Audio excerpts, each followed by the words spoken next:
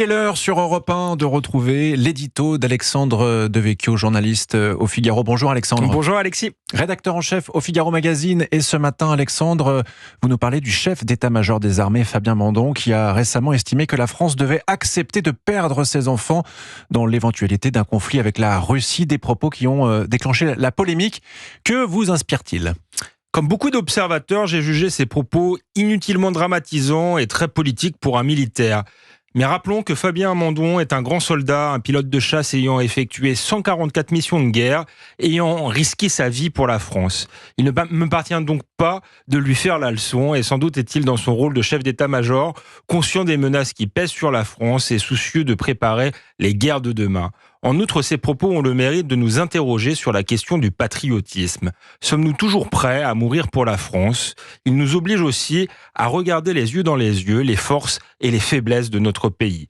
Qu'est-ce qui est le plus grave aujourd'hui pour la France ? La menace extérieure ou celle de notre propre effondrement intérieur ? Les deux sont-elles intimement liées ? Et parmi les réactions aux propos de Fabien Mandon, celle de l'ancien ministre Jean-Louis Borloo vous a, Alexandre, particulièrement interpellé. Oui, Alexis, sur LCI, Jean-Louis Borloo a rappelé que malheureusement, des enfants, la France en perdait déjà, citant le petit Elias, la petite Philippine, le petit Mehdi. On aurait pu ajouter la petite Lola, ainsi que tous les morts du Bataclan, et bien d'autres encore.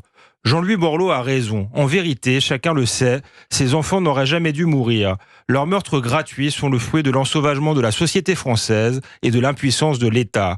Impuissance face à la violence ordinaire, face à la montée de l'islamisme, face à l'immigration clandestine ou encore face au narcotrafic. Face à toutes ces menaces, la France apparaît ligotée par un État de droit dévoyé et des juridictions européennes dont le rôle est d'affaiblir les nations. Il faut ajouter à cela la cannibalisation de ses fonctions régaliennes par des dépenses inutiles et le fait que depuis trop longtemps, le principe d'autorité est décrié. Jean-Louis Borloo a ajouté « Le problème, c'est d'abord de faire nation. On est en train de ne plus être une nation. » Partagez-vous, Alexandre, son avis ? Oui, c'est le cœur du problème. Et le rapport sur la radicalisation des jeunes musulmans paru en début de semaine en témoigne. Il révèle en creux le délitement du sentiment national et l'archipélisation du pays.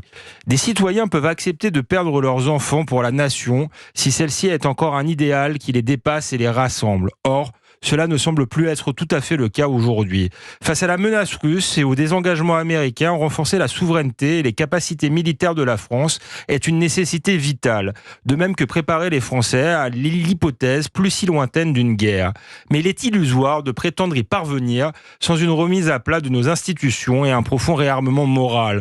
Nous ne pourrons pas affronter les menaces extérieures tant que l'on restera à ce point désarmé sur le plan intérieur. Merci Alexandre Devecchio. Merci beaucoup. C'était l'édito, votre édito à retrouver bien sûr sur europe1.fr. Je rappelle que vous êtes Alexandre, le rédacteur en chef du Figaro Magazine. Merci beaucoup.